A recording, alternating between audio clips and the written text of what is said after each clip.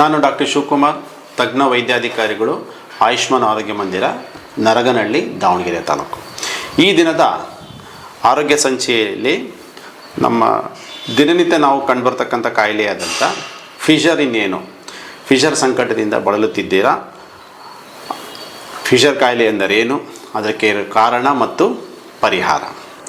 Fisher ಇದು ಹಲವು ಜನರನ್ನು ಕಾಡುವ ಪ್ರಮುಖ ಕಾಯಿಲೆ.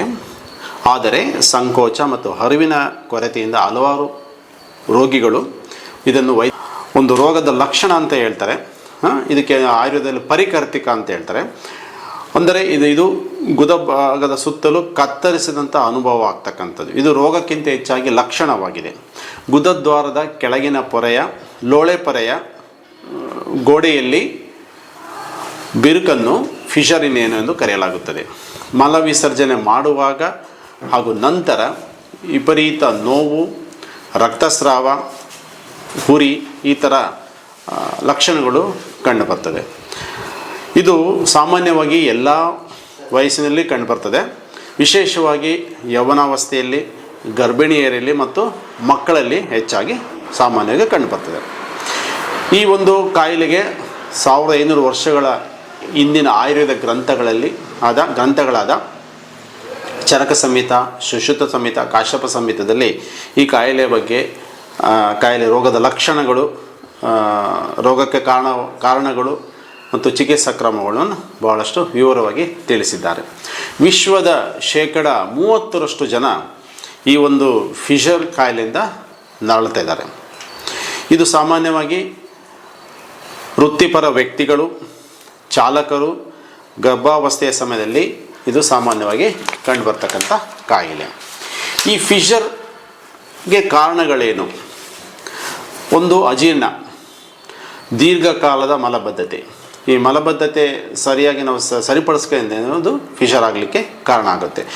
ದೀರ್ಘಕಾಲದ ಅತಿಸಾರ, ಹೆರಿಗೆಯ ಸಮಯದಲ್ಲಿ ಗಾಯ, ಕೆಲವೊಂದು ಉರಿಯೂತ ರೋಗಗಳಾದಂಥ inflammatory bowel diseases, Crohn's disease ಈ ಥರ, ಮತ್ತು ಗುದ ಭಾಗಕ್ಕೆ ಕಡಿಮೆ ರಕ್ತ ಸಂಚಲನೆ ಆಗ್ತಕ್ಕಂಥದ್ದು, ಒಂದೊಂದು ಕ್ಷಯ, ಗುದ ಭಾಗದ ಕ್ಷಯರೋಗ, ಗುದ ಭಾಗದ ಕ್ಯಾನ್ಸರ್, ಗುದ ಸಂಭೋಗ, ಅತಿಯಾದ ಖಾರ ಪದಾರ್ಥಗಳ ಸೇವನೆ, ಅತಿ ಕಡಿಮೆ ಪ್ರಮಾಣದಲ್ಲಿ ನೀರು ಸೇವನೆ, ಗುದ ಮಾರ್ಗದ ಶಸ್ತ್ರಕ್ರಿಯೆ ಅಡ್ಡ ಪರಿಣಾಮಗಳು.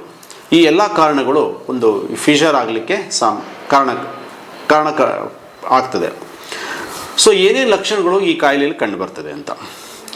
ಗುದಬಾಧೆ ಪ್ರದೇಶದ ಕೆಳಗೆ ಮತ್ತು ಮೇಲೆ ಗೋಚರವಾದ ಹುಣ್ಣುಗಳು, ಇದನ್ನು ಬಿರುಕು ಅಂತ ಹೇಳ್ತಾರೆ. ಫಿಷರ್ ಅಂದರೆ ಬಿರುಕು ಅಂತ. ಮಲ ವಿಸರ್ಜನೆ ಮಾಡುವಾಗ ಮತ್ತು ನಂತರ ವಿಪರೀತ ನೋವು, ಮಲಕ್ಕೆ ಅಂಟಿಕೊಂಡು ಹೋಗ್ತಕ್ಕಂಥ ರಕ್ತ, ಹಂಗಾಗಿ ಈ ಒಂದು ಮತ್ತು ಉರಿ ಇರ್ಬೋದು.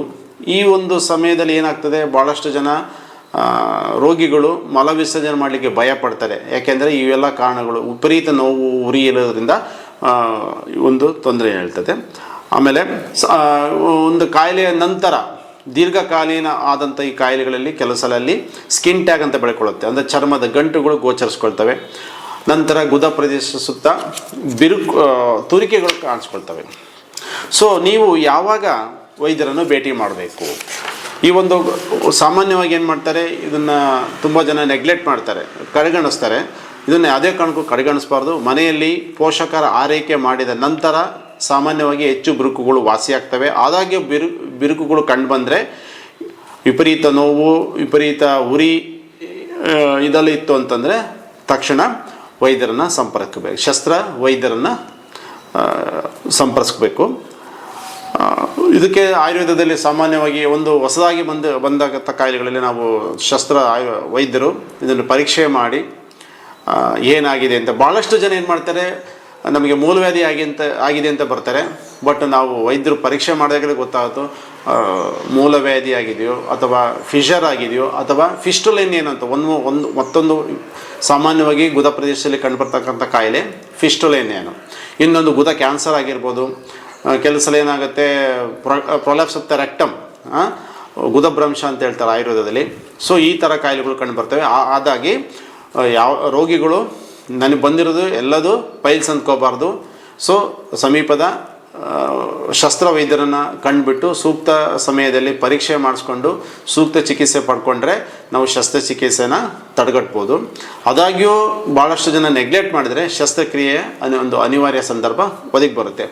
ಸೊ ಇದನ್ನು ಹೇಗೆ ತಡೆಗಟ್ಬೋದು? ಸಾಮಾನ್ಯವಾಗಿ ಮನೆಯಲ್ಲೇ ಮಾಡಿಕೊಳ್ತಕ್ಕಂಥ ಈಸಿ ಮೆಥಡು, ಒಂದು ಪ್ಲಾಸ್ಟಿಕ್ ಟೊಪ್ ತೊಗೊಂಡ್ಬಿಟ್ಟು ಅದರಲ್ಲಿ ಸ್ವಲ್ಪ ಉಗುರು ಬೆಚ್ಚ ನೀರು ಹಾಕಿಬಿಟ್ಟು, ಆಯುರ್ವೇದದಲ್ಲಿ ಸಾಕಷ್ಟು ಒಂದು ಕಷಾಯಗಳು ಬರ್ತವೆ, ತ್ರಿಫಲ ಕಷಾಯ ಇರ್ಬೋದು, ಪಂಚವಲ್ಕ ಕಷಾಯ ಇರ್ಬೋದು. ಈ ಕಷಾಯಗಳನ್ನ ಅದರಲ್ಲಿ ಹಾಕಿ 15-20 ನಿಮಿಷ ಅಂದರೆ ಅವಗಾಹ ಸ್ವೇದ, ಸಿಡ್ಸ್ ಬಾತ್ ಅಂತ ಏನು ಹೇಳ್ತೀವಿ ಕಾಮನ್ನಾಗಿ, ಕೂತ್ಕೊಂಡ್ರೆ ಆ ಭಾಗಕ್ಕೆ ಸ್ವಲ್ಪ ರಕ್ತ ಸಂಚಲನೆ ಆಗಿಬಿಟ್ಟು ನೋವು ಉರಿ ಎಲ್ಲ ಕಡಿಮೆ ಆಗ್ತಾ ಹೋಗುತ್ತೆ. ಆಮೇಲೆ ಇನ್ನೊಂದು ಮಲಬದ್ಧತೆಯನ್ನು ನಿವಾರಣೆ ಕೊಡಬೇಕು. ಆಯುರ್ವೇದದಲ್ಲಿ ಸಾಕಷ್ಟು ಒಂದು ಮಲಬದ್ಧತೆ ನಿವಾರಣೆ ಮಾಡ್ತಕ್ಕಂಥ ಔಷಧಿಗಳಿದ್ದಾವೆ. ಆ ಔಷಧಿಗಳನ್ನ ಸೂಕ್ತ ತಜ್ಞ ವೈದ್ಯರನ್ನು ಸಂಪರ್ಕಿಸ್ಕೊಂಡು ತೊಗೊಳ್ಬೇಕಾಗತ್ತೆ. ಆಮೇಲೆ ಜಾಸ್ತಿ ನಾವು ಮಲ ವಿಸರ್ಜನೆ ಮಾಡಬೇಕು ಅಂತ ಭಾಳಷ್ಟು ಜನ ಮಾಡ್ತಾರೆ ಟಾಯ್ಲೆಟಲ್ಲಿ. ಈಗೆಲ್ಲ ವೆಸ್ಟರ್ನ್ ಕಮೋಡ್ಸ್ ಏನಿದಾವೆ ಅಲ್ಲಿ ಜಾಸ್ತಿ ಕೂತ್ಕೊಂಡು ಸ್ಟ್ರೈನ್ ಮಾಡ್ತಾರೆ. ಆ ಸ್ಟ್ರೈನ್ ಮಾಡೋದ್ರಿಂದ ಏನಾಗುತ್ತೆ, ಒಂದು ಆ ಭಾಗಕ್ಕೆ ಒತ್ತಡ ಬಿದ್ದುಬಿಟ್ಟು ಒಂದು ಬಿರುಕು ಇನ್ನೂ ಜಾಸ್ತಿ ಆಗೋ ಚಾನ್ಸಸ್ ಇರುತ್ತೆ.